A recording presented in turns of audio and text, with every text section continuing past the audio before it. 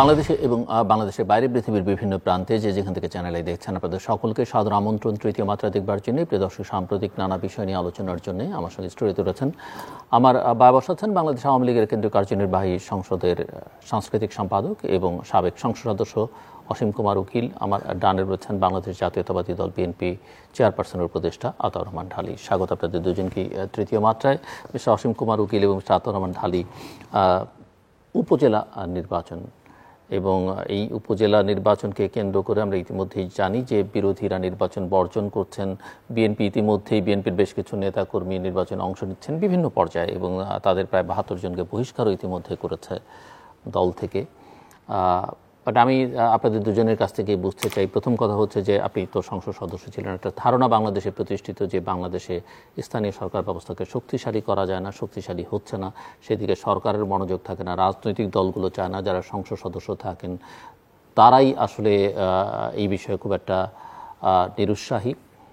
এবং এই যে একের পর এক নির্বাচনে বিরোধীরা বাইরে থাকছে, তার মধ্য দিয়ে আসলে বাংলাদেশের নির্বাচনী ব্যবস্থাকে দেশের ভিতরে এবং বাইরে আর গ্রহণযোগ্য বলবার কোনো সুযোগ থাকছে কি না।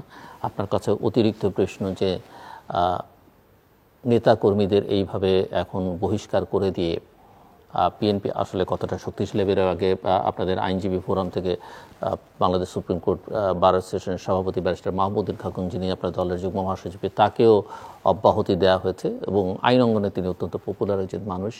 তো এই ধারায় আসলে বিএনপি অর্জন কি বা বিসর্জন কি, নির্বাচন থেকে বাইরে থেকে আন্দোলন সংগ্রাম সেই অর্থে বিএনপি দাঁড় করাতে পারছে না, অন্যদিকে নির্বাচনেও অংশ নিচ্ছে না, সেটা নিয়েও এক একজনের কাছে এক এক রকম মতামত বিশ্লেষণ। অনেকেই মনে করেন সব দিক থেকেই বিএনপি আসলে রাজনীতিটা ঠিকঠাক মতো করতে পারছে না বা জনগণ থেকে দূরে সরে যাচ্ছে কিনা, বিষয়টা আপনার কাছে থাকলো।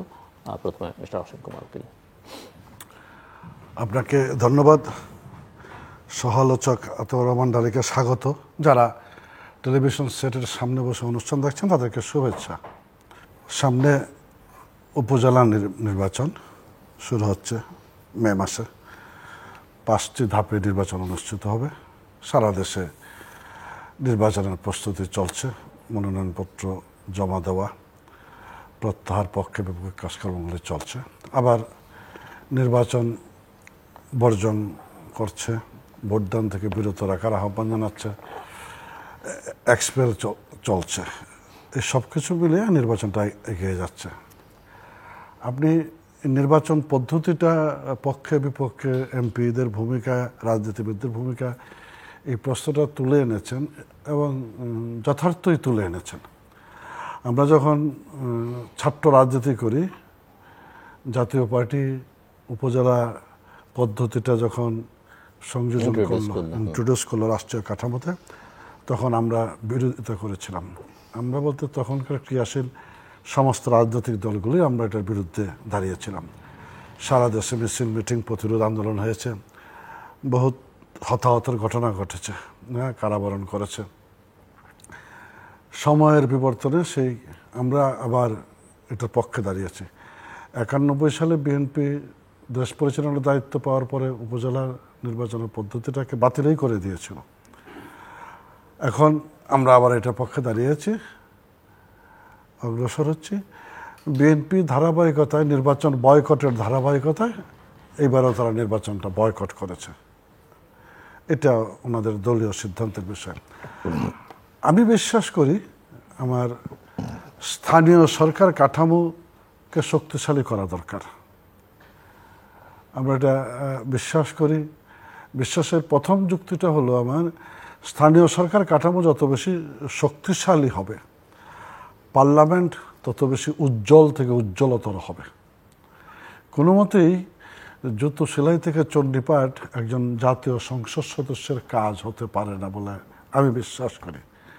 এটা জাতীয় সংসদ সদস্যদের কাজ মূলত আইন প্রণয়ন, তারপর জাতীয় ইস্যুগুলি নিয়ে কথা বলতেই পারে। কিন্তু টিআর কাবিখা থেকে শুরু করে হাসপাতাল এবং পরিচালনা, সামগ্রিকভাবে স্থানীয় উন্নয়নও তার দেখবার বিষয় আছে, কিন্তু একেবারে আপনি যেটা বলছিলেন টিআর খাবিকা সকল না, জায়গায় তার এটা দরকার হতে পারে না, এটা হতে পারে না। এবং না, আমি বলছি যে ওভারঅল ডেভেলপমেন্ট হচ্ছে কিনা সেটা সে দেখতে সেটা পারে দেখবো। হয়তো। আপনার এই যে কাঠামোটা বা সাজানো সেখানেও স্থানীয়ভাবে পরিকল্পনা প্রণয়ন বা পলিসিটা ঠিক করা, সেখানে তার ভূমিকা থাকতে পারে, কিন্তু তার ডে টু ডে অ্যাফেয়ার্সে তার না, এটা কোনো প্রয়োজন পড়ে না। এবং দেখেন আপনার এই স্থানীয় সরকার উপজেলার যে প্রশাসনিক কাঠামোটা সাজানো, উন্নয়ন কাঠামোটা সাজানো, সেখানে কিন্তু একজন এমপি অ্যাডভাইজার হিসাবে আছে, সে কিন্তু কোনো কমিটির সভাপতি না। একটা কমিটির সভাপতি, সেটা স্বাস্থ্য কমিটি, আর বাইরে 20-25টা কমিটি আছে। সমস্ত কমিটিতে গুলো কিন্তু সে উপদেষ্টা, উপদেষ্টার কাজ উপদেশ দেওয়া, সেটুকু দিতেই পারে। সেটা কাঠামোর ভিতরে থেকেও দিতে পারে, বাইরেও দিতে পারে। সেজন্য অতি অবশ্যই আপনার স্থানীয় সরকার কাঠামোকে শক্তিশালী করা দরকার। সেক্ষেত্রে ইউনিয়ন পরিষদও অবশ্যই, পরে উপজেলা, পৌরসভা, জেলা পরিষদ, প্রত্যেকটি ক্ষেত্রেই আপনার শক্তিশালী করা দরকার। সেই শক্তিশালী করার ক্ষেত্রে গিয়ে আপনি যে প্রশ্নটা তুলে এনেছেন যে সংসদ সদস্যদের ভিন্ন মত, হ্যাঁ, সংসদ সদস্যদের অবশ্যই ভিন্ন মত আছে, নাই তা বলবো না, ভিন্ন মত আছে বলেই যেন আমরা প্রথম উপজেলা নির্বাচনটা মানেই নাই, তারপরে বিবর্তনে গিয়ে মেনেছি। বিএনপি 91-এ দেশ পরিচালনার দায়িত্ব পেল, উপজেলা নির্বাচন প্রতি বাতিলই করে দিল, তারপর আবার এখন এটার মধ্যে আছে। সেই মানা না মানার বিষয়গুলি আছে, এটা বুঝের জায়গা থেকে আর কি।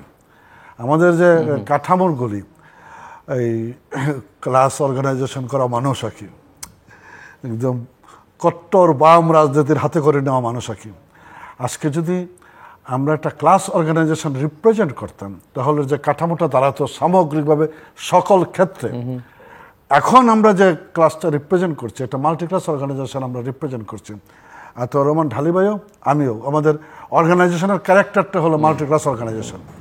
মাল্টি ক্লাস মানেই হলো যে সকল শ্রেণী পেশার মানুষগুলো এখানে থাকবে, এবং সেই ক্ষেত্রে সকল শ্রেণী পেশার মানুষের বিচারবোধ, বিবেচনাবোধ, না সিদ্ধান্ত নেওয়ার পদ্ধতি, সকল ক্ষেত্রে কিন্তু একটা ক্লাস থেকে আরেকটা ক্লাস ডিফার হয় আর কি। ডিফারের জায়গা থেকেই এই চিন্তাভাবনার জায়গাটা আপনার ভিন্নতা আসে আর কি। এবং এটা অস্বাভাবিক আমি তা বলবো না, কিন্তু ডেমোক্রেটিক প্রসেসটা যদি প্র্যাকটিসের মধ্যে থাকে, নিয়মিত যদি থাকে, ইলেকশনের পার্টিসিপেটরি জায়গাটাকে যদি সর্বমহলের ইনভলভমেন্টের মধ্যে দিয়ে হয়, তাহলে কিন্তু এই জায়গাগুলি কাটিয়ে রাজনৈতিক বিবেচনার জায়গাটুকুতে শতভাগ আমরা দাঁড়াতে পারি। তাহলেই সকলে মিলে একমত হবে, না হলেই ভিন্নতাটুকু থেকে যাচ্ছে। সেক্ষেত্রে আমি যেটা হোল ডেমোক্রেটিক প্রসেসটা আমরা যেটা বিকশিত করতে চাচ্ছি, শক্তিশালী করতে যাচ্ছি, আমার উন্নয়নের যে কাঠামোগুলি আছে, বিচার বিভাগ, নির্বাহী বিভাগ, পার্লামেন্ট, সিএসি, সব কিছুকে আমরা শক্তিশালী করার প্রক্রিয়াগুলো চেষ্টা করছি না। তারপরেও বিশ্বাস করি যে নির্বাচন প্রক্রিয়ার মধ্যে দিয়ে ক্ষমতার পালাবদল হবে। সেই ক্ষেত্রে একটা দল, একটা মঞ্চ, মানে একটা উল্লেখযোগ্য অংশ মানুষ এই নির্বাচন প্রক্রিয়ায় অংশগ্রহণ করছে না, ফলে কাঙ্ক্ষিত লক্ষ্যে পৌঁছা ক্ষেত্রে ব্যত্যয় ঘটছে, সীমাবদ্ধতা হচ্ছে, বা পৌঁছতে পারছে না, যেটি হোক, এগুলি আছে। তাই আমি বিশ্বাস করি এটা হতেই হবে, স্থানীয় সরকার কাঠামো শক্তিশালী হবে, এমপিরা অবশ্যই এটির পক্ষে কথা বলবে। সামগ্রিকভাবে নির্বাচন প্রক্রিয়াতে সকলের অংশগ্রহণের মধ্যে দিয়ে জায়গাগুলিকে কাছাকাছি করা যাবে, কিন্তু স্থানীয় সরকার ব্যবস্থা শক্তিশালী করার বিকল্প নাই। আমি চাই কি চাই না তার উপর এটা নির্ভর করে না, এবং টুডে অর টুমরো সবাই একসুরে মিলে এই কথাগুলি বলবে। আপনার যেদিন উপজেলা পরিষদ চালু হয়েছে, সেদিনকার উপজেলা পরিষদের চেয়ারম্যানের তো মানে অফিসটাও ছিল না, পরে অফিস হয়েছে, গাড়ি হয়েছে, বাজেট হয়েছে, কম্পিউটার হয়েছে, কম্পিউটার অপারেটর হয়েছে, একটা বাজেটও পাচ্ছে আর কি। আস্তে আস্তে ডেভেলপ হচ্ছে আরও, মানে বলে আর কি যে অনেক সময় দেখা যায় যে তো এখন স্থানীয় সরকারের অনেকগুলো টায়ার, এখানে জেলা পরিষদ আছে, এখানে পৌরসভা, উপজেলা, ইউনিয়ন পরিষদ, অনেকগুলো, সেখানে বলে যায় আরো বেশি ক্ষমতা দেওয়া দরকার উপজেলা পরিষদের চেয়ারম্যানকে। অবশ্যই অবশ্যই দেওয়া দরকার, এই ব্যাপারে আমারও কোনো দ্বিমত নেই। আবার ইউনিয়ন পরিষদের একটা চেয়ারম্যান, তার অফিসটা তার জায়গায় যথেষ্ট না, কিন্তু তার ফিনান্সিয়াল সোর্সটা কেউ ভাবে না, তার অনারিয়ামের জায়গাটা কেউ চিন্তা করে না। এগুলিকে অ্যাড্রেস করতে হবে আমি যদি স্থানীয় সরকার ব্যবস্থাকে শক্তিশালী করতে চাই। আমি আতাউর রহমান ঢালী, ধন্যবাদ আপনাকে, ধন্যবাদ আমার সহ আলোচক। প্রখ্যাত নেতা, জাতীয় নেতা, বর্তমানে আওয়ামী লীগের সাংস্কৃতিক সম্পাদক, সাবেক এমপি।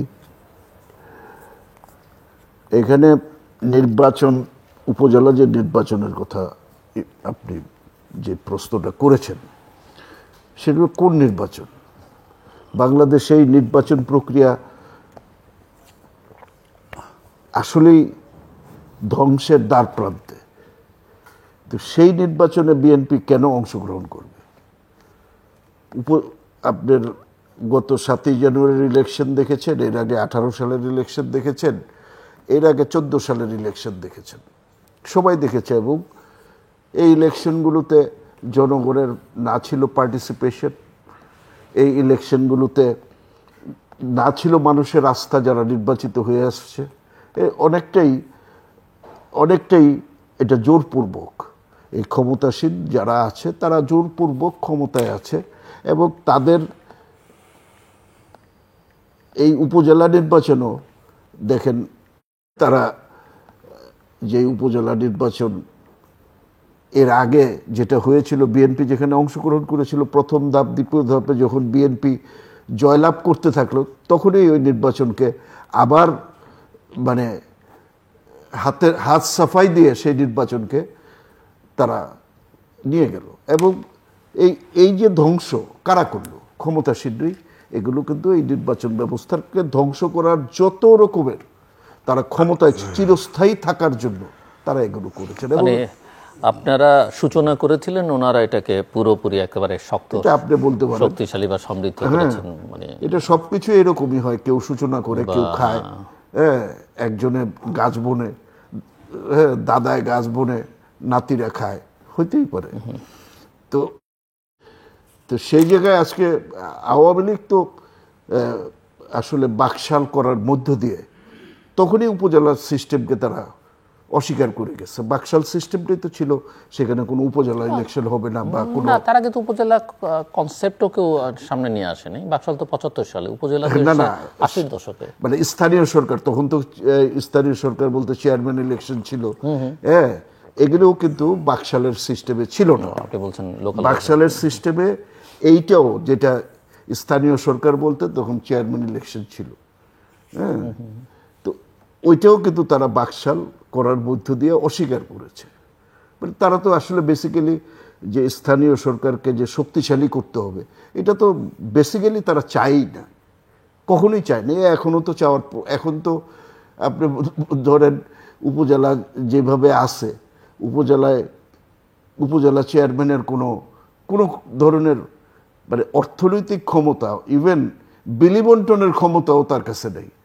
এগুলো এমপি সাহেবের লেখা আছে, এমপি সাহেবের পরামর্শে করতে হবে। তো পরামর্শের অর্থ জানেন কি হয়? যা প্রজেক্ট আছে সেই প্রজেক্টগুলো এমপি সাহেব যেভাবে দেয় সেভাবেই হবে। তাহলে এই ঠুটু জগন্নাথ উপজেলা পরিষদের তো কোনো মূল্য নাই। সেই ইলেকশন, একদিকে ইলেকশনেরও কোনো মূল্য নেই, আর এই ঠুটু জগন্নাথেরও কোনো মূল্য নেই, দুইটাই। তো কাজে দুই দিক দিয়েই বিএনপি আপনার একটা এদেশের সবচেয়ে, আমি বলবো জনপ্রিয় বিরোধী দল। এ ব্যাপারে কারো কোনো সন্দেহের অবকাশ নেই। বিএনপি এই নির্বাচনে যাচ্ছে না, অনেকে যাচ্ছে বিএনপির নামে, এবং তাদের দেখেন, তাদের পোস্ট পজিশনটা একটু দেখেন, তারা এরকম বিএনপির কোনো উল্লেখযোগ্য এরকম নেতা কর্মী না, এগুলো এরা স্থানীয় নেতা কর্মী। তারা বহিষ্কার করার মতো, বহিষ্কার করার মতো।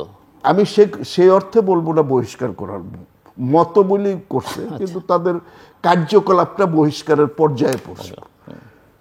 একটা দলের, আওয়ামী লীগেরও আপনি দেখছেন বিভিন্ন সময় এরকম তাদের, যেমন এইবারও মাননীয় প্রধানমন্ত্রী বা আওয়ামী লীগের সভানেত্রী উনি বলছেন যে কোনো আত্মীয় স্বজন কেউ দাঁড়াইতে পারবে না, তারপরও আত্মীয় স্বজন যা দাঁড়াইছে এ ব্যাপারে তারাও কিন্তু এই মানে তাদের দলীয় সিদ্ধান্ত যা শুনলাম, মানে সেক্রেটারি জেনারেল বলছে যে এই ব্যাপারে আমরা আমাদের মানে সিদ্ধান্ত আমরা নেব। তো তো এটা থাকেই একটা রাজনৈতিক দলের। সো আমার যেটা মূল প্রশ্ন আপনার কাছে ছিল সেটা হচ্ছে যে আপনারা কি নির্বাচন না করে জনগণ থেকে বিচ্ছিন্ন হয়ে যাচ্ছেন কিনা সেটা একটা প্রশ্ন। কেউ কেউ মনে করেন আন্দোলন যদি সেইভাবে শক্তিশালী করতে পারতেন তার একটা গুরুত্ব থাকতো, কিন্তু সেটাও আপনারা করতে পারছেন আমি এটা মনে করি। এমনকি 7ই জানুয়ারি নির্বাচনের পরে নির্বাচনকে আপনারা যেভাবে চিত্রায়িত করছেন আমি এটা মনে সেই করি না। অনুযায়ী আপনাদের কার্যক্রমে কোনো রিফ্লেকশন নাই। আমি এটা মনে করি না যে বিএনপি এ কারণে জনগণ থেকে ইলেকশনে না যাওয়ার কারণে, বরঞ্চ বিএনপি ইলেকশনে না যাওয়ার কারণে জনগণ দেখেন 7ই মানে জানুয়ারির ইলেকশন জনগণ ভার্চুয়ালি বর্জনই করেছে 10-20%। আওয়ামী লীগ ক্ষমতায় আছে এবং তা থাকতেই পারে, মোটামুটি ভাবে নিশ্চিত যে নেক্সট 5 ইয়ার্স তারা থাকছে, কারণ আগের 14 পরে তারা 5 বছর থেকে 18 আওয়ামী লীগকে ক্ষমতায় রাখার জন্য জনগণ না তো, আওয়ামী লীগকে ক্ষমতায় রাখার জন্য বৈদেশিক শক্তিরা যেখানে বারবার প্রকাশ্যে আওয়ামী লীগকে কেন ক্ষমতায় রাখবে প্রকাশ্যে বলতেছে। বিএনপির তো এই নাই, কারোর সাথে বিএনপি এরকম জোট বাঁধা নেই। আওয়ামী লীগের এই ধরনের, মানে তাহলে কি আপনি বলছেন যে রাজনীতি করবার জন্য জনগণের আর দরকার নেই? আমি মনে করি জনগণের দরকার আছে, কিন্তু আজকের যুগে যেটা আপনার এই বৈষয়িক এই জায়গায় যেখানে গ্লোবাল ভিলেজ সবাই সবার সাথে সম্পর্কিত বিভিন্নভাবে, এই কারণেই তাদের আপনার আন্তর্জাতিক সমর্থন ছাড়া আজকের পৃথিবীতে আপনি কেউ ক্ষমতায় আসতে পারবেন না। এটা করার কোনো রকমের কোনো সুযোগ আছে বলে আমি মনে করি না আজকের যুগে। এটা সেই 60-এর দশক শেষ হয়ে গেছে, এখনকার নতুন যুগ, নতুন চিন্তা, নতুন রাজনীতি। বাংলাদেশে তো দেখেছি আমরা নির্বাচন বা এই বিষয় নিয়ে, বাংলাদেশ বিষয় নিয়ে আন্তর্জাতিক মহল দ্বিধা বিভক্ত ছিল। হ্যাঁ, দ্বিধা বিভক্ত হয়েছে, কারণ দুর্ভাগ্য হয়েছে যে আমার আশ্চর্য লাগে আর কি সবচেয়ে বেশি যে ভারত মানে যাকে বৃহৎ একটি গণতান্ত্রিক দেশ বলা হয়, সেই ভারত বাংলাদেশে একটা অনির্বাচিত অগণতান্ত্রিক সরকারকে ক্ষমতায় রাখার জন্য বারবার তারা কেন এগিয়ে আসছে। আমি তো আগেও আপনার এখানে বলছি, আমি তো এই ভারতকে চিনি না। আমি তো চিনি ডাক্তার রাজেন্দ্র প্রসাদের ভারতকে, আমি আবুল কালাম আজাদের ভারতকে চিনি, আমি জওহরলাল নেহরুর ভারতকে চিনি, তাই না, এনি বেসান্তের ভারতকে চিনি। তো এরা আজকে ভারতকে কোথায় নিয়ে গেছে? সেই ভারত আমার বন্ধু, অবশ্যই বন্ধু। ইন্দিরা গান্ধী যে আমাদের মুক্তিযুদ্ধে সাহায্য করেছেন, সেই ভারত আমার বন্ধু। আমি তো এই ভারত আমার বন্ধু হতে পারে না। যেই ভারত বাংলাদেশের জনগণের ভোটাধিকার কেড়ে নেওয়ার জন্য সরকারকে সমর্থন করে, সেই ভারত তো আমার বন্ধু হতে পারে না। মিস্টার অসীম কুমার উকিল, স্থানীয় সরকার থেকে জাতীয় গণ্ডি পেরিয়ে এখন আমরা আন্তর্জাতিক অঙ্গনে আছি। কোনো কিছু তো আর পাশ কাটানোর সুযোগ নেই আজকের এই জগতে। সেটা স্মার্ট জগৎ বলি, ডিজিটাল ওয়ার্ল্ড বলি, কোনো কিছুকেই অস্বীকার করার উপায় নেই। আপনি একটু এই যে উপজেলার চেয়ারম্যানের ক্ষমতাটা নিয়ে একটু কথা বলতেছেন যে কোনো ক্ষমতা নেই, এটা আসলে ফ্ল্যাট রেটের একটা কথা। আমি তো ইয়ের মধ্যে ছিলাম, এই এমপি হিসেবে 5টা বছর দায়িত্ব পালন করেছি। খুব স্বাভাবিকভাবেই স্থানীয় সরকারের প্রতিনিধিদের সাথে সবসময় বসতে হয়েছে। উপজেলা চেয়ারম্যানদের ক্ষমতা আছে, এটা এমপির সমান তা না, এমপির চেয়ে কম, কিন্তু ইউনিয়ন পরিষদের চেয়ারম্যানের চেয়ে বেশি। সকল ক্ষেত্রেই তার টিআর কাবিখা থেকে শুরু করে কল যাবে পানি, সুপিয়া পানির সে কলের ভাগ আছে, শীতে কম্বল যাচ্ছে কম্বলের ভাগ আছে, না এরকম প্রতিটি ক্ষেত্রে টিন বরাদ্দ। এই নগদ টাকা পয়সা বরাদ্দের কোনো ব্যবস্থা কারোর জন্য নাই, এমপির জন্যও নাই। কিন্তু এমপি ইচ্ছা করলেই এটা সরকারের কোনো জায়গা থেকে 5,000 টাকা কাউকে দিতে পারবে, সেই সুযোগ কিন্তু নাই। এটা টিআর কাবিখা দিয়ে হেল্প করা যেতে পারে, কিন্তু নগদ টাকা দিয়ে। এমপির একটা ঐচ্ছিক তহবিল আছে বছরে 5 লক্ষ টাকা, এই টাকাটা নগদ টাকা হিসেবে, নগদ সেটা চেক করে নিতে হয়, পার্লামেন্টে দিতে পারে যে অমুক একটা সাংবাদিকরা মনে করলাম দিলাম, অমুক একটা গরিব কর্মী আছে, এর বাইরে কোনো কিছু দেওয়ার ক্ষমতা নাই। কিন্তু বাকি যে সরকারের প্রদত্ত সুযোগ সুবিধা সব কিছু ডিস্ট্রিবিউশন করার ক্ষেত্রে নিঃসন্দেহে এমপির ভূমিকা আছে। সেখানে ইউনিয়ন পরিষদের চেয়ারম্যানদের জন্য আলাদা বরাদ্দ আছে, তাদের চেয়ে অতিরিক্ত বরাদ্দটুকু উপজেলা চেয়ারম্যানের আছে। এবং সেটা যথেষ্ট সম্মানের সাথে আছে।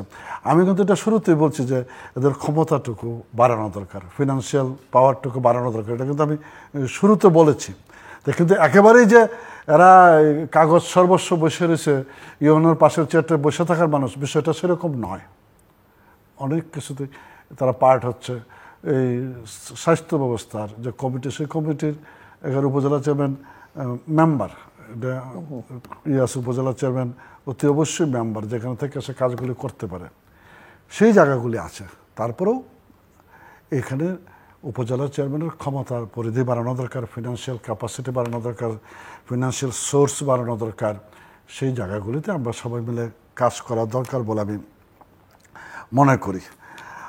যেটা আমাদের আতাউর রহমান ঢালী ভাই একটা কথা বলতেছিলেন যে আওয়ামী লীগ জোরপূর্বক ক্ষমতায় আছে। আসলে এটা জোরপূর্বক ক্ষমতায় কতদিন থাকা যায়, কত দূর থাকা যায়, আমরা তো মানে উদাহরণ দিয়েই বলি আর কি, যে এরশাদ জোরপূর্বক ক্ষমতায় ছিল, কতদিন ছিল, শেষ পর্যন্ত 90-এ তার পতন অনিবার্য ছিল।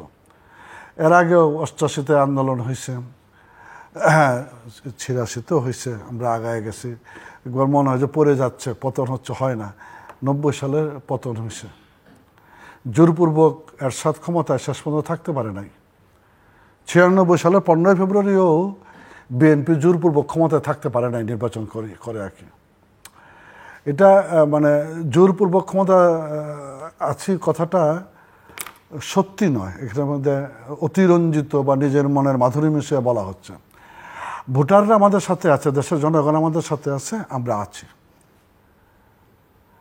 আপনাদের দাবির সপক্ষে যে যুক্তিটা দেন, দেশের মানুষ আছে, দেশের মানুষ আপনাদের সাথে আছে কি নাই, সেই প্রশ্নটার যেহেতু একদম নির্জলা সত্য কথাটা বলা দরকার যে বিএনপির নেতা কর্মীরা আছে আপনাদের সাথে, বিএনপির নেতৃত্বে। সেইখানেও যত ক্ষুদ্র ভগ্নাংশই হোক আর কি, একটু ডেভিয়েশন হচ্ছে নির্বাচনগুলো কেন্দ্র করে। আচ্ছা, ইট ক্যান অ্যাভয়েড, এটা হয়তো 5%, 3%, 4%, এই পার্সেন্টেজটা অ্যাভয়েড করা যায়। কিন্তু দেশের সব মানুষ বিএনপির নেতৃত্বে ঐক্যবদ্ধ অবস্থান নিয়েছে, এই কথাটা সত্যি নয়, সঠিক নয়। আমি বরঞ্চ ঘুরিয়ে বলি, দেশের অধিকাংশ মানুষ আওয়ামী লীগের নেতৃত্বে ঐক্যবদ্ধ অবস্থানে আছে, সবাই মিলে কাজকর্মগুলি করছেন। নির্বাচন ব্যবস্থা আমরা তো সুসংগঠিত করার চেষ্টা করছি। নির্বাচনী ব্যবস্থা সুসংগঠিত করার একটা ইয়ে ছিল, সিইসি অ্যাপয়েন্টমেন্ট, যেটা ছিল না দীর্ঘদিনের দাবি। এটা করতে না পারার ব্যর্থতা আওয়ামী লীগেরও আছে, বিএনপিরও আছে। আমরা দীর্ঘদিন দেশ পরিচালনা করেছি। আবার আওয়ামী লীগ এই জায়গাটাকে অ্যাড্রেস করে একটা নীতিমালা প্রণয়ন করেছে। নীতিমালা অনুযায়ী মনোনয়নকৃত ব্যক্তিবর্গের ব্যাপারে আপনাদের অবজারভেশন থাকতে পারে, আপনাদের রিজার্ভেশন থাকতে পারে, কমপ্লেইন থাকতে পারে, কিন্তু একটা পদ্ধতি তো আমরা তৈরি করতে পেরেছি, যে পদ্ধতির উপর দাঁড়িয়ে সামনে আগাবো। প্রয়োজনে সেই পদ্ধতিকে আমরা আরও যুগোপযোগী করবো, সেটা ভিন্ন কথা। নির্বাচন কমিশনকে শক্তিশালী করা, ম্যান পাওয়ার বাড়ানো, স্বচ্ছ ব্যালট বাক্স, না ভুয়া ভোটার, এই সব কিছুই কিন্তু একটি সুন্দর নির্বাচনের পক্ষে দাঁড়িয়ে আমরা অগ্রসর হয়েছি। হোল ইলেকশন পদ্ধতির মধ্যে আমি আগেও বলি, জাতীয় সংসদ নির্বাচন এবং স্থানীয় সরকার নির্বাচনকে আলাদাভাবে বিবেচনা করে একটা কনক্লুশন ড্র করতে পারলে ভালো হতো। আমরা তো পলিটিশিয়ানের কাজ চললো কি, বাস্তব অবস্থার বিশ্লেষণ সাপেক্ষে একটা সিদ্ধান্ত গ্রহণ করা, যেটা সরকার গঠনের কিংবা সরকার পরিবর্তনের যে নির্বাচন, সেই নির্বাচনের প্রক্রিয়া, পদ্ধতি, নীতিগত অবস্থানের সাথে স্থানীয় সরকার নির্বাচন, যেটা স্থানীয়ভাবে উন্নয়নের কর্মকাণ্ডের সাথে রিলেটেড, এক হতে পারে না। সাবজেক্টটা টোটালি ডিফারেন্ট। সেখানে রাজনৈতিক কর্মসূচিটা ডিফারেন্ট হলে খুব সহজেই মিলানো যেত। আচ্ছা যাও, আমরা সেটা আপনারা মিলাবেন না, আপনারা এগিয়ে যান। কিন্তু আমরা নির্বাচন প্রক্রিয়াগুলিকে শক্তিশালী করে এগিয়ে যাওয়ার জন্য প্রয়োজনীয় পদক্ষেপ গ্রহণ করছি। আপনারা নির্বাচনে অংশগ্রহণ না করে নির্বাচন প্রক্রিয়াকে বিতর্কিত আপনারা করছেন, আমরা নই। বিএনপি দলীয় জোট নির্বাচনে অংশগ্রহণ না করার মধ্য দিয়ে এই প্রক্রিয়াটাকে বিতর্কিত করছেন বারবার। আমরা তো কিন্তু বিএনপি তো 2018 সালে অংশ নিয়েছিল। হ্যাঁ নিয়েছে, তারপরে কি হলো? সবাই শপথই তো নিল না, সকলে যারা 18তে পাশ করলো। মির্জা ফখরুল শপথ গ্রহণ করেননি, তারপরে যারা ছিল তারা ফুল টেনুরটা ফুলফিল করলো না, তার আগে পদত্যাগ করলো। মানে প্রত্যেকটা পদক্ষেপে বিতর্কিত করার পদক্ষেপ। এই জায়গাগুলিকে মিলে অগ্রসর হওয়া।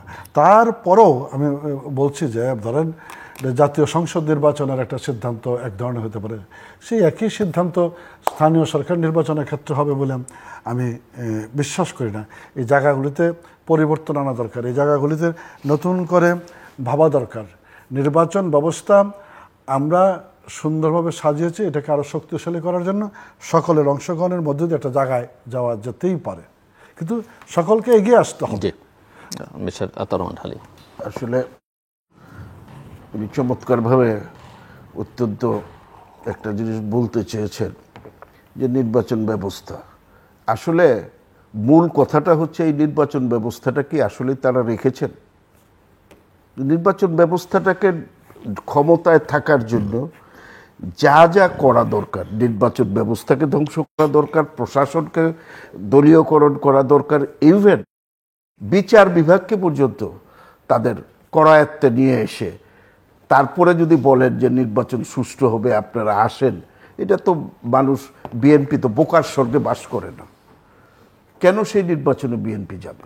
যেতে পারে না, কারণ এটা সাজানো। দীর্ঘদিন থেকে আওয়ামী লীগ ক্ষমতায় থাকার জন্য এই ব্যবস্থাকে নিয়েছে, এবং নির্বাচনের যে ব্যবস্থা এটা টোটালি, এটাকে কিভাবে শক্তিশালী করবে, কিভাবে? উনি বারবার বলছেন, অবশ্যই কথা শুনতে খুবই সুন্দর, অত্যন্ত মধুর, নির্বাচন আমরা এগুলোকে এটা করব, কিন্তু ওনারা 15 বছর ক্ষমতায় থেকে এটা তো শক্তিশালী করা দূরের কথা, এটাকে দিন দিন দলীয়করণ করেছেন। এবং শুধু দলীয়করণ না, আপনি দেখেন যে এই যে ইভিএম নিয়ে পত্রিকায় যে রিপোর্ট, 4000 কোটি টাকা এটা অপচয় হচ্ছে। কেন? এটা তাদেরকে পুরস্কার দেওয়া হয়েছে, তোমরা লুটপাট করে খাও, শুধু আমাদের ক্ষমতায় থাকার সব ব্যবস্থা করে দাও। সেই লুটপাটের জায়গাটা হচ্ছে ইভিএম কিনে এখন সব এগুলি আপনার স্ক্র্যাপ হয়ে গেছে। কারণটা কি? কারণটা একটাই, তাদেরকে দায়িত্ব দেওয়া হয়েছে তোমরা আমাদেরকে ক্ষমতায় রেখো, জনগণের টাকায় এগুলো করা হয়েছে। আরও হইল যে দেখেন, আজকে দুর্ভাগ্যজনক আমাদের দেশটাকে শুধু এই মানে ভারতের কাছে আমাদেরকে জিম্মি করা হয়েছে।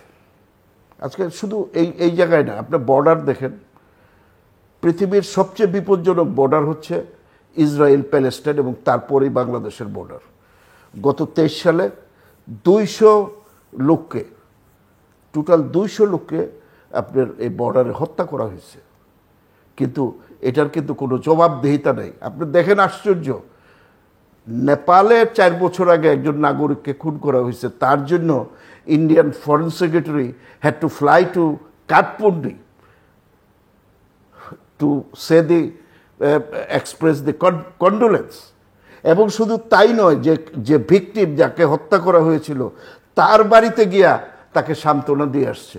আর বাংলাদেশ নাকি আওয়ামী লীগ সবসময় বলে যে এই ভারতের সাথে আমাদের সম্পর্ক সর্বোচ্চ পর্যায়ের, স্বামী স্ত্রীর সম্পর্ক, এই কথা বলে, অথচ আমাদের এই কয়েক মাস আগে একটা বিডিআর সদস্য খুন করা হলো, সেখানে কোনো দুঃখ প্রকাশ তো দূরের কথা, কোনো কিছু করা হয় না। তাহলে আমাদেরকে কি কারণ একটাই, বাংলাদেশে এই আওয়ামী লীগকে ক্ষমতায় রেখেছে ভারত, জনগণ নয়। জনগণের ভোট হইলে আওয়ামী লীগ ক্ষমতায় থাকবে না, এটা ভারত জানে বলেই তাদের পত্রপত্রিকায়। আজকে আপনারা ভারতের ব্যাপারে যতটা ক্রিটিক্যাল, আপনারা কনসিস্টেন্টলি ক্রিটিক্যাল ছিলেন না আমরা গত কয়েক বছরের চিত্র যদি দেখি।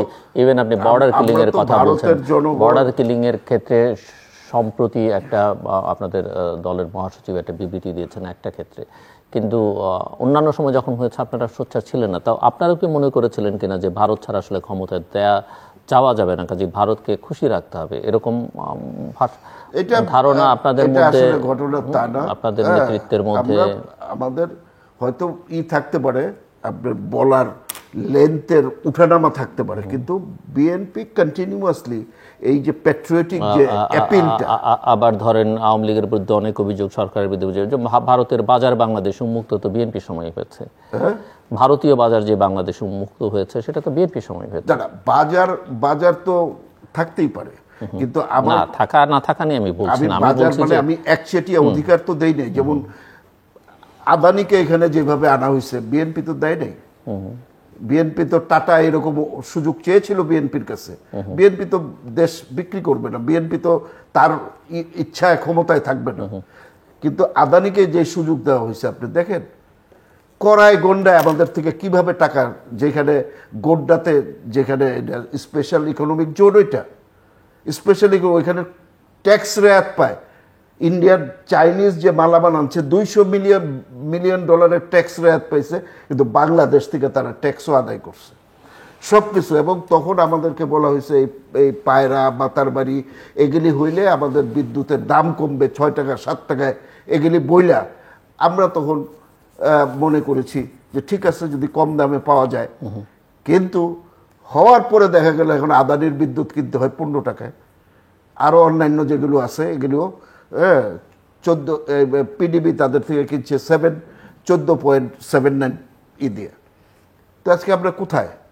আমরা ভারত আমাদের টাকা দিচ্ছে, তাদের টাকায় তাদের যন্ত্রপাতি কিনছি, তাদের সব কিছু কিনে আমরা ট্রানজিটের তাদের যে মূল সিকিউরিটির যে বিষয়, স্ট্র্যাটেজিক্যাল বিষয়, ওগুলো আমরা তাদের টাকায় করছি, কিন্তু সুদ আমরা দিচ্ছি। তা আমাদের কোনটা? আমাদের যে তিস্তা, এই যে তিস্তার দাবি আজকে এই সরকার তো করতে পারবে না, করার সুযোগ নেই, কারণ তারা ওর কাছে দায়বদ্ধ। তো বিএনপি তো দায়বদ্ধ না কারো কাছে। অসংখ্য বারুকিল, একটা বিষয় আমরা যেটা অনেকের অভিযোগ যে বাংলাদেশে এক ধরনের রাজনীতিবিদদের মধ্যে অন্ধ ভারত প্রেম অথবা অন্ধ ভারত বিরোধিতা আছে, এবং এই দুটো দিকই আসলে প্রমাণ করে যে দেশপ্রেমের একটা বড় ঘাটতি রাজনীতিকদের মধ্যে বা রাজনৈতিক দলগুলোর মধ্যে আছে কি না। আমরা কিন্তু মানে বিএনপি কখনোই কারো প্রতি অন্ধ ছিল না, কখনোই না। এই বিতর্কটা আছে না, চলবে, তবে এই যে অন্ধ বিতর্কটা ঠিক নয়। যে বলতেছে যে তিস্তার কথা বলতেছে, বিএনপির চেয়ারপারসন প্রধানমন্ত্রী বেগম খালেদা জিয়া ভারত সফর শেষে বাংলাদেশে আসার পর বিমানবন্দর জিজ্ঞেস করেছিল না যে গঙ্গার পানি বিষয় নিয়ে আলোচনা, বললো যেটা ভুলেই গিয়েছিল আমাকে। ভারত সফর করার সময় জিনিসটা ভুলেই গেছিল, আলোচনা করার সুযোগ পায় নাই। তিস্তা নিয়ে আলোচনা করছেন, নিঃসন্দেহে তিস্তা প্রবলেম সলভ হওয়া দরকার। আমাদের দিক থেকে এটা উদ্যোগ আছে, আমি বিশ্বাস করি হয়তো হবে, কবে হবে জানি না, কিন্তু সহসাই হতে পারে। এর আগে যে জায়গাটা জনাব আতাউর রহমান ঢালী নির্বাচনী প্রক্রিয়ায় যে কথাগুলি বলছিল আর কি, যে ভারতের ইনভলভমেন্ট, হ্যাঁ না এগুলি একেবারেই মানে পরের বিষয়, একদম প্রিলিমিনারি যে কথাটা, যে আওয়ামী লীগকে ক্ষমতায় রেখে তারা নির্বাচনে যাবে না। আর বিকল্প যে পদ্ধতিটা, এই বিকল্প পদ্ধতিটা তো আতাউর রহমান ঢালী ওনারা নিজেরা এটা ধ্বংস করেছেন। একটা হলো বিচারপতি হাসানকে রেখে বয়স বাড়াতে হবে 2 বছর, সেই বাড়ানোর যে বিতর্ক, সেই বিতর্ক তো সারা দেশ উথাল পাথাল হলো। তার পরবর্তীতে হলো আমাদের রাষ্ট্রপতি, আমাদের শিক্ষক ঢাকা বিশ্ববিদ্যালয়ের বাংলাদেশের রাষ্ট্রপতি মহামান্য যখন নিজেকে প্রধান নির্বাচন কমিশনার হিসেবে, তত্ত্বাবধায়ক সরকারের প্রধান হিসেবে নিজেকে ঘোষণা করলেন নাকি। এই দুইটা পয়েন্টই তো সামগ্রিকভাবে আপনাদের প্রত্যাশিত নির্বাচন পদ্ধতিকে বিতর্কিত করে এমন এক জায়গায় না দাঁড় করানো হয়েছে যেখান থেকে ফিরে আসা তো সাধারণ নাগরিক, সচেতন নাগরিক এর পক্ষে সম্ভব নয়।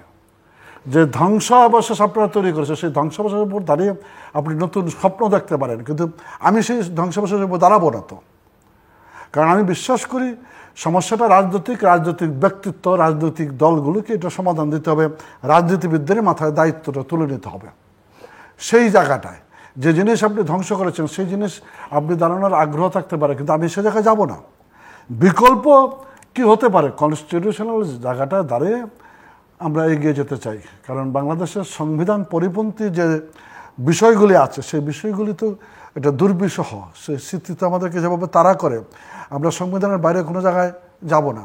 সংবিধানের ভিতরে থেকে অবশ্যই আলাপ আলোচনা করার যদি সুযোগ তো আছে, সুযোগ থাকতেই পারে, আলাপ আলোচনা করে আমরা অগ্রসর হতে পারি, আমরা এগিয়ে যেতে পারি, সেদিকে আমাদের খেয়াল রাখতে হবে। প্রতিবেশী দেশ ভারতের রাষ্ট্র বিএসএফের বিষয়টা নেওয়া খুব দুঃখজনক, এটি কখনো কাঙ্ক্ষিত হতে পারে না। এই বিষয়গুলি নিয়ে আমাদের আরও সিরিয়াসলি দেখা দরকার। এবং আমার কাছে মনে হয় যে আতাউর রহমান ঢালী কারাগারে ছিল আর কি, কারাগার থেকে বেরিয়ে এসেছে সম্প্রতি আর কি, কারারক্ষীরা ওদের হাতে কিন্তু কোনো অস্ত্র নাই, এটা লাঠি থাকে, বাট ইট ইজ পাওয়ারফুল। এটা আগ্নেয়াস্ত্রের চাইতেও পাওয়ারফুল এই লাঠি। এরকম একটা প্রপোজাল দেওয়া যায় কিনা যে বর্ডার এরিয়াতে এই বিএসএফ বা বিজিবি যারা দায়িত্ব পালন করবে আগ্নেয়াস্ত্রবিহীন, আগ্নেয়াস্ত্র ছাড়া দায়িত্ব পালন করবে, তাহলে ক্রাইসিসটা মিটে যায়।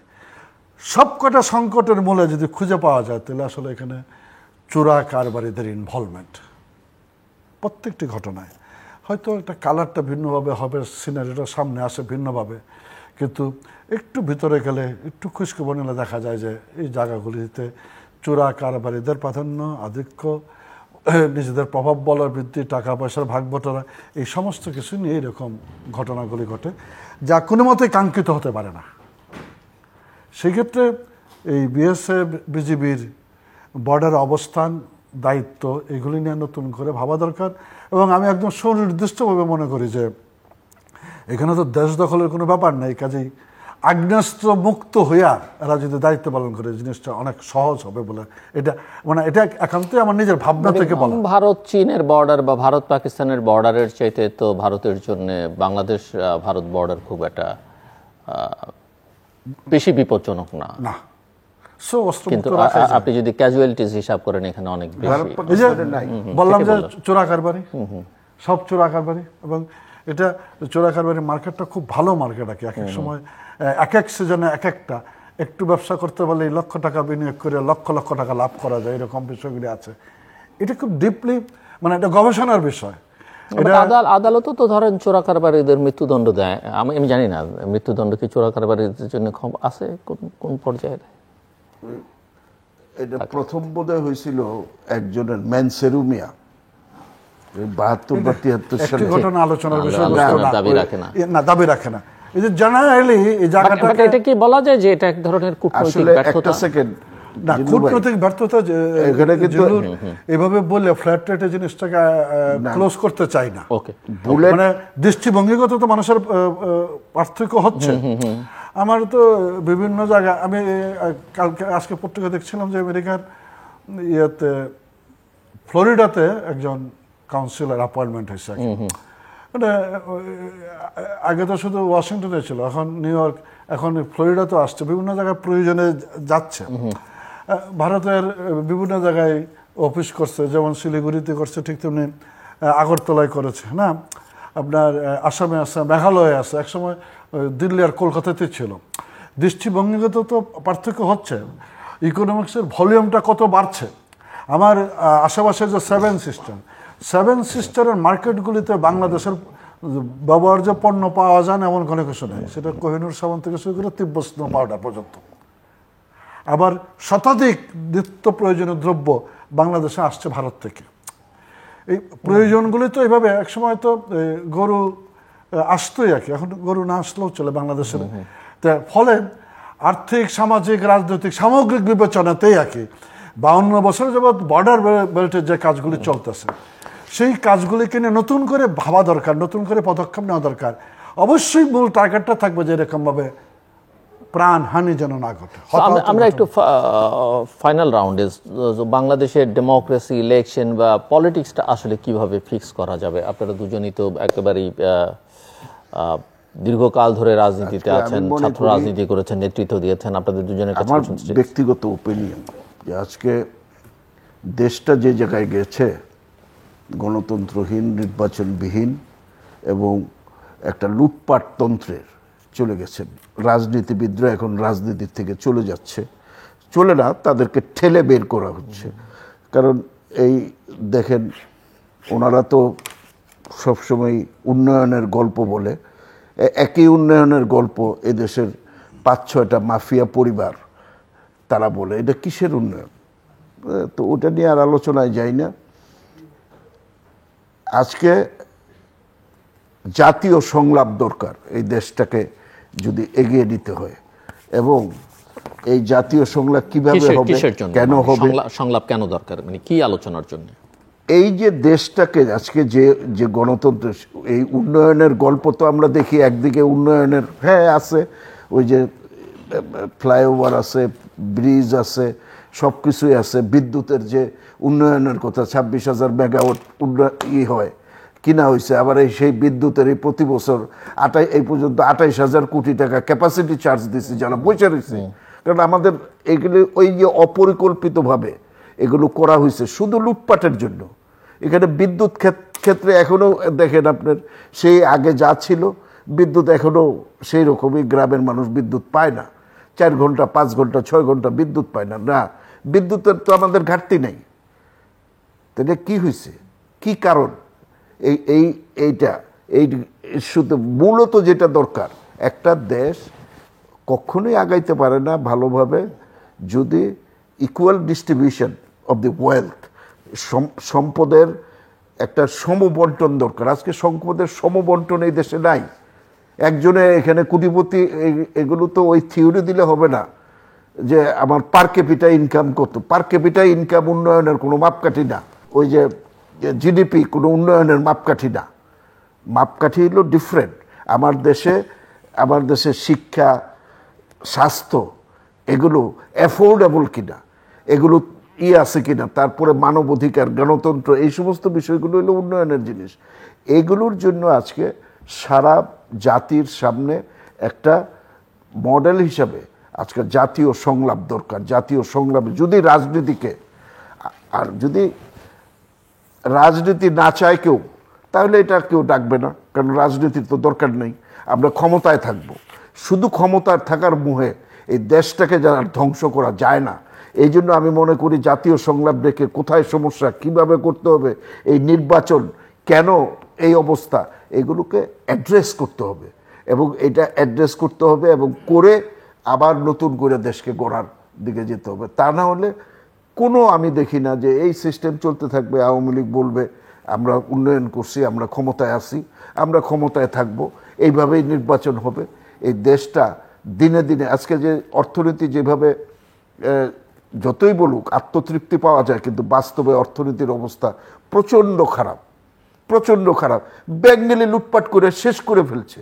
তারপরেও তাদের বিরুদ্ধে আজকে 1,11,000 কৃষকের সার্টিফিকেট মামলা আছে, যারা 30,000 টাকার উপরে লোন নেয়, কোমরে বাঁধা নিয়ে যায়। কিন্তু তাদেরকে আজকে যারা এই লুটপাট করছে সবই জানে, যারা লুটপাট করে আমেরিকা, কানাডা, মালয়েশিয়াতে বাড়ি করছে, সরকার সবই জানে। এগুলি সবই সরকারের লোক। আজকে শেয়ার বাজার দেখেন, আজকে গত 15 দিনে এই শেয়ার বাজার থেকে লক্ষ হাজার কোটি টাকা এই শেয়ার বাজারে নিয়ে গেছে। এটা কাদের টাকা? এগুলির ব্যাপারে এগুলি কি উন্নয়ন? না, এগুলি উন্নয়ন না, এগুলি হলো পিছু হটা। এগুলোকে সব কিছু, একটা দেশ, আমাদের স্বাধীন দেশ, আমাদের 30 লক্ষ শহীদের বিনিময়ে স্বাধীন হয়েছে, এই দেশটা এইভাবে চলতে পারে না। এবং আওয়ামী লীগ এদেশের স্বাধীনতার নেতৃত্ব দিয়েছে, এটা ঠিক, কিন্তু এই আওয়ামী লীগের আমলেই আজকে বাংলাদেশ সবচেয়ে দুর্বিষহ অবস্থায় পড়েছে। এটা আওয়ামী লীগের জন্য দুর্ভাগ্য। এবং আওয়ামী লীগ ভবিষ্যতে এই দেশে, আমি মনে করি আওয়ামী লীগ ক্ষমতার থেকে, ওই যে আমার চমৎকার একটা কথা বন্ধু অশোক কুমার উকিল বলছে যে ভাই এরা কয় বছর থাকবে? 8 বছর। কোনো দেশে 24 বছর আসছিল, কোনো দেশে 20 বছর। আওয়ামী লীগ এরকমভাবে জোর করে থাকতে পারে, but that is not the solution. এতে হবে কি, আওয়ামী লীগ নিজেই ধ্বংস হবে। আওয়ামী লীগ নাম লওয়ার লোক থাকবে না একদিন যদি আওয়ামী লীগ এগুলো করে। আমি মনে করি তার জন্যেই রাজনীতিকে বাঁচানোর জন্য, দেশকে বাঁচানোর জন্য আজকে দরকার জাতীয় সংলাপ। সমস্ত রাজনৈতিক দল, বুদ্ধিজীবী, বিভিন্ন যারা স্টেক হোল্ডার আছে, সমস্তদের সাথে আলোচনা করে পলিসি বেল করে, বিশেষ করে স্পেশালি এই নির্বাচন ব্যবস্থা, it is the one of the important aspect of democracy এবং মানবাধিকার। এইগুলিকে ঠিক না করে আপনি এই যতই উন্নয়নের গল্প, গাল গল্প দেন, জনগণ এটা খায় না। জনগণ নির্বাচনে যেতে চায়। এবং মানুষ আজকে নির্বাচনের কথা বললে, ভাই নির্বাচনে কি যাবো, আমার ভোট তো দেওয়া হয়ে গেছে। এটা হলো common language, it is a common to the people. তো এইটা কোথায় নিয়ে গেছে? ইচ্ছা করে নিয়ে গেছে। কারা নিয়ে গেছে? সেই লুটপাটতন্ত্রের যারা হোতা, যারা এই গভর্নমেন্টকে দেখছেন, এই গভর্নমেন্টকে কিভাবে ক্ষমতায় রাখার জন্য, এই যারা ব্যাংক ঋণ খেলাপি, যারা ব্যাংক লুটপাট করছে তারাই কিন্তু এই ক্ষমতায় রাখার জন্য জোরে জোরে বক্তৃতা দিয়েছে, সাধারণ জনগণ না। আওয়ামী লীগ বলে যে সাধারণ জনগণের কাছে আওয়ামী লীগ যেতে এখন ভয় পায়। যে আওয়ামী লীগ সাধারণ জনগণের মধ্য দিয়ে গড়ে উঠছিল, সে আওয়ামী লীগ এখন সাধারণ জনগণকে ভয় পায় এই কারণে জনগণ তাদেরকে প্রত্যাখ্যান করবে যদি এই দেশে কোনো সত্যিকার নির্বাচন হয়। এবং এই দেশটাকে আওয়ামী লীগ, বিএনপি যারাই আছে, যারা দেশপ্রেমিক, এই দেশটাকে ভালোবাসে, গণতান্ত্রিক শক্তি যারা আছে তাদের, আমি এই দেশে অগণতান্ত্রিক শক্তিও আছে, আমি তাদের কথা বলছি না, আমি সবাই মিলে, এবং আমি মনে করি সবাই মুক্তিযুদ্ধের শক্তি, 2-4 জন রাজাকার ছাড়া আর সবাই মুক্তিযুদ্ধের শক্তি। এদের সকলকে নিয়ে আজকে জাতীয় সংলাপ দরকার এবং এটার উদ্যোগ সরকারকেই নিতে হয় সবসময়।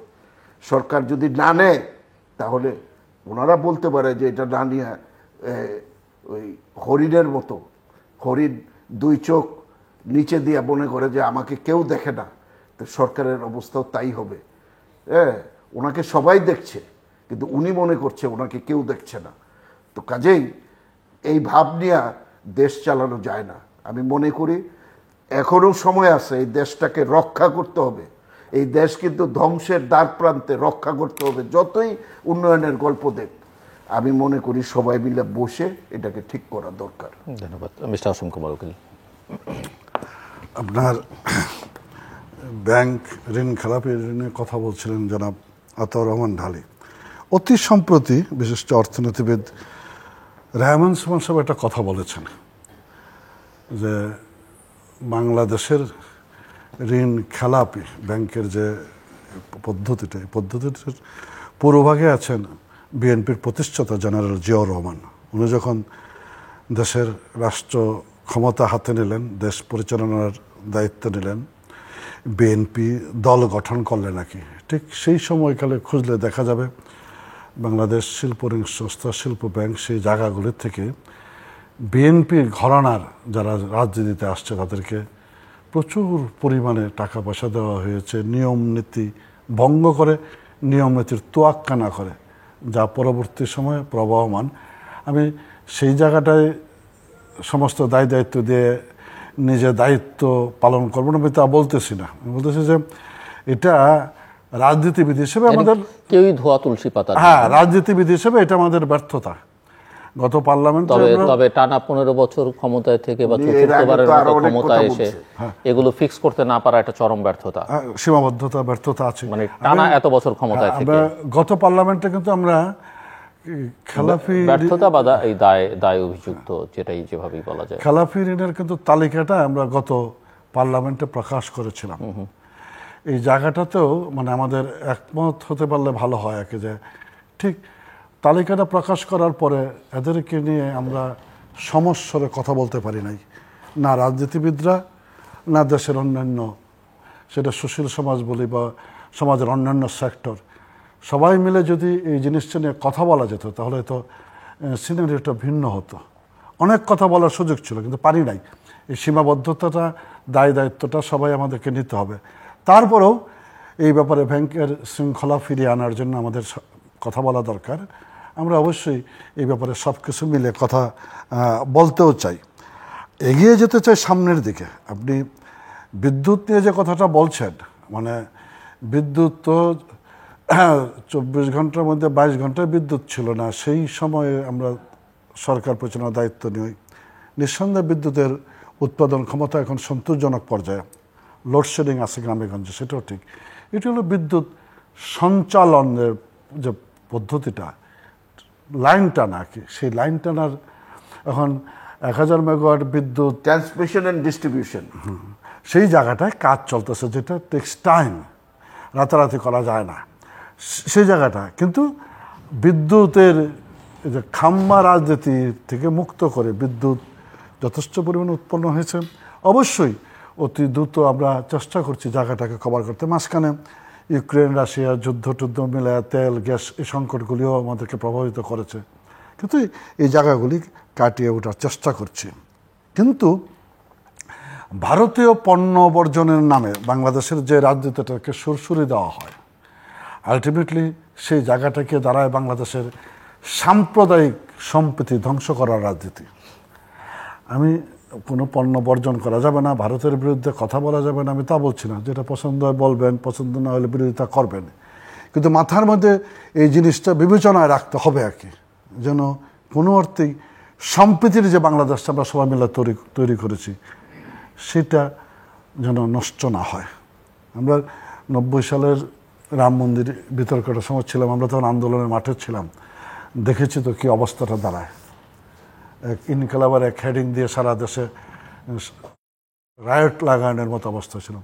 এটাও দেশের সচেতন মানুষ হিসেবে, রাজনীতির মাঠের মানুষ হিসাবে এই জিনিসটা বিবেচনায় রেখে, সেখান থেকে তো বাংলাদেশের পরিস্থিতি অনেক বদলে গেছে, উন্নয়ন হয়েছে, আপনার মনে হয় না?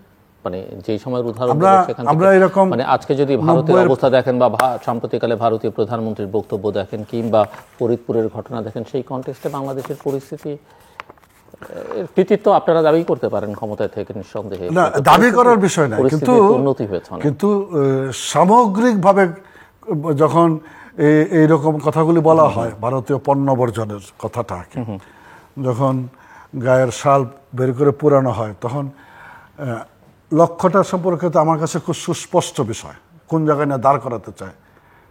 সেই দাঁড় করানো জায়গার থেকে মানুষের অ্যাকশন রিয়াকশন থাকবেই।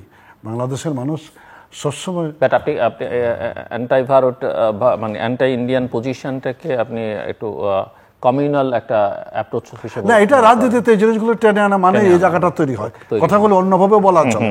বা রাজনীতির মাঠে আরও প্রসঙ্গ আছে যেগুলি নিয়ে আমরা আলোচনা করতে পারি, কথা বলতেই পারি, যেমন এই বিএসএফ বিজেপি কথাগুলি বলছি আমরা, সেটার মোটিভটা একরকম। আর ভারতীয় পণ্য বর্জন আজকের দিনে দাঁড়িয়ে স্বদেশী আন্দোলনের কথা আমরা গল্প, সিনেমা, নাটক, উপন্যাসে পড়েছি, শুনেছি পিতা পিতামহ প্রপিতামহর কাছ থেকে। সেই ভূখণ্ড তো এখন নেই, সেখানে দাঁড়িয়ে আজকের দিনে দাঁড়িয়ে আপনার এই ভূখণ্ডের শত শত বছরের ইতিহাস, হাজার বছরের ইতিহাস পড়লে এত সম্প্রীতির বাংলাদেশ তো কখনো ছিল না। মুসলমান, হিন্দু, বৌদ্ধ, সব খ্রিস্টান মিলে যে, এটা তো সেই সেদিনের কথা যেদিন ব্রিটিশরা এই জায়গাটার মধ্যে আসলো, কৌটিল্য নীতি গ্রহণ করলো, ডিভাইড অ্যান্ড রুল করিয়া বাংলাদেশের সাম্প্রদায়িক সম্প্রীতিটাকে নষ্ট করে যে বিষটা ছড়ায় গেল, যেটা রেশ আমাদের আজও টানতে হচ্ছে। কিন্তু এর আগে হাজার হাজার বছরের ইতিহাস কিন্তু খুব সুন্দর ইতিহাস, পাল বংশ, সেন বংশ, মৌর্য বংশ, সমস্ত ইতিহাসগুলি তো বলে যে একটা সুন্দর জায়গা ছিল। মুসলিম, হিন্দু, বৌদ্ধ মূলত একটা সম্প্রীতির ভূখণ্ড ছিল এটা, একেবারে আফগানিস্তান পর্যন্ত, কখনো দিল্লি শাসিত, কখনো বিক্রমপুর শাসিত, কখনো কলকাতা শাসিত, কখনো আফগানিস্তান শাসিত, কিন্তু সম্প্রীতি নিয়ে কখনো কোনো কোয়েশ্চেন কেউ তুলতে পারেনি। এই ব্রিটিশরা এসে ডিভাইডেড, যা হোক, যে সব কিছু মিলে আগামী দিনের রাজনীতিতে এই বিষয়টা সম্প্রীতির বাংলাদেশটা যেন নষ্ট না হয় সেদিকে খেয়াল রাখা দরকার। অবশ্যই আলাপ আলোচনার কোনো বিকল্প নাই, আলোচনা হতেই পারে, আলাপ আলোচনা করেই সমস্ত সমস্যার সমাধান পৃথিবীর দেশে দেশে হয়, সেটা মাথায় থাকবে। ধন্যবাদ।